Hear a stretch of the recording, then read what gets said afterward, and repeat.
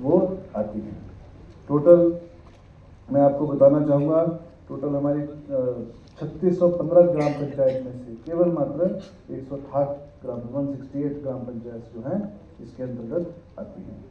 हिमाचल प्रदेश का जनजातीय क्षेत्र की जो भूमि है इसका 42.49% है, जबकि जनजातीय लोगों की जनसंख्या कुल जनसंख्या का केवल 5.71% है। हिमाचल प्रदेश के ये सभी पैसा क्षेत्र कठिन भौगोलिक क्षेत्रों के अंतर्गत आते हैं, जहां साल में 4 से 5 महीने में भारी बर्फबारी का दौर चलता है। मैं आप लोगों को ये भी बताना चाहूँगा, हिमाचल प्रदेश पहाड़ी राज्य है, अन्य राज्यों की तरह नहीं है। और यहाँ जितने भी ट्राइबल क्षेत्र पड़ते हैं हमारे, चाहे लाहौल स्पीति है, चाहे चंबा का भरमौर का क्षेत्र है, चाहे किन्नौर का क्षेत्र है, करीबन 4 महीने के लिए इसमें जो जीवन है वो एक स्टैंड स्टिल पे आ जाता है। इस प्रकार इन कठिन भौगोलिक परिस्थितियों के कारण इन क्षेत्रों में विकास के कार्य को करने के लिए हमेशा चुनौती बनी रहती है।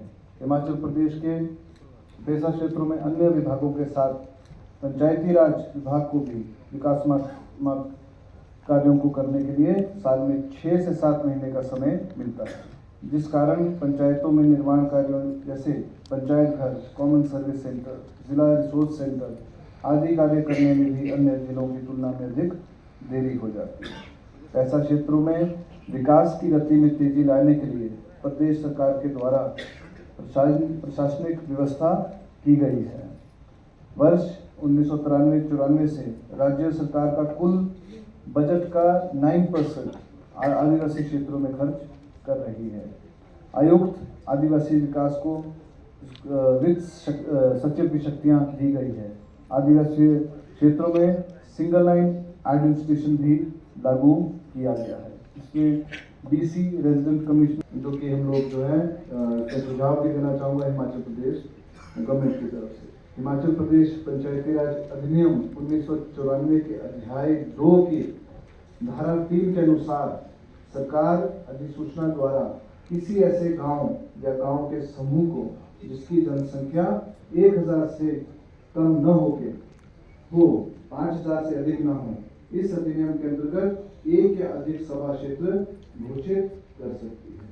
हमारे मैं मंत्री जी को बोलना चाहूँगा, सिंह साहब को, हमारे क्योंकि हमारी बड़ी ग्राम पंचायत हमारी नहीं है, मैक्सिमम जो 3000 की ग्राम पंचायत, 4000 की, शहरों की बात कर रहा हूँ, शहरों के नज़दीक की बात कर रहा हूँ, लेकिन कुछ पंचायतें हमारी 800 और 1000 के नीचे ही हैं।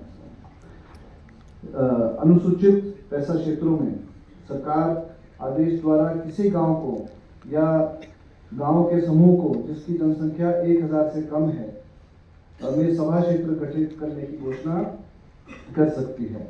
वर्तमान में पैसा क्षेत्रों में ग्राम पंचायतों का आकार राज्य के गैर पैसा क्षेत्रों की तुलना में छोटे हैं, जिसमें गठन के दौरान भौगोलिक परिस्थिति के अलावा परंपराओं को भी ध्यान में रखा गया है, क्योंकि अभी मंत्रालय की ओर से पैसा क्षेत्रों में ग्राम पंचायत विकास योजना के लिए गांव की अलग से ग्राम पंचायत विकास योजना बनाने की योजना है। हिमाचल प्रदेश में रेवेन्यू विलेज के हिसाब से रेवेन्यू विभाग के द्वारा गांव में गैर आबादी ग्राम भी शामिल किए गए हैं, जिनके लिए ग्राम पंचायत विकास योजना बनाना मुमकिन नहीं है।